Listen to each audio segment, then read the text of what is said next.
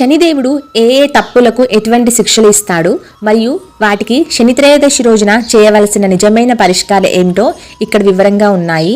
మనుషులు సహజంగా తెలుసో తెలియక కొన్ని తప్పులు చేస్తారు.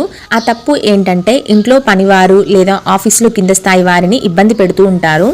లేదంటే రోడ్డుపై కష్టపడే కూలీలకి జీతాలు ఇవ్వక ఆపడము, అలాగే వారిని తక్కువ చేసి చూడడము, ఇటువంటి పనులైతే మనుషులు చేస్తూ ఉంటారు కదా ఈ సహజంగా.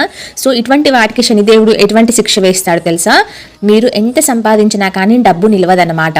విపరీతమైన అప్పుల బాధలైతే చుట్టుముడతాయి. సంపాదన అంతా కోర్టులకు ఆసుపత్రులకు ఖర్చు అయిపోతుందన్నమాట.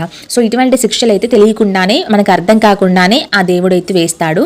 దీనికి మనం పరిష్కారం ఏం చేయాలి? తెలిసి తెలియక ఇటువంటి తప్పులు చేసి ఉంటే ఇప్పుడు ఈ శని త్రయోదశి రోజున లేదంటే శనివారం రోజున దీనికి పరిష్కారం ఏంటి, ఏం చేయాలి అంటే శని త్రయోదశి నాడు కనీసం 3 పేదలకి కడుపు నిండా భోజనం పెట్టండి.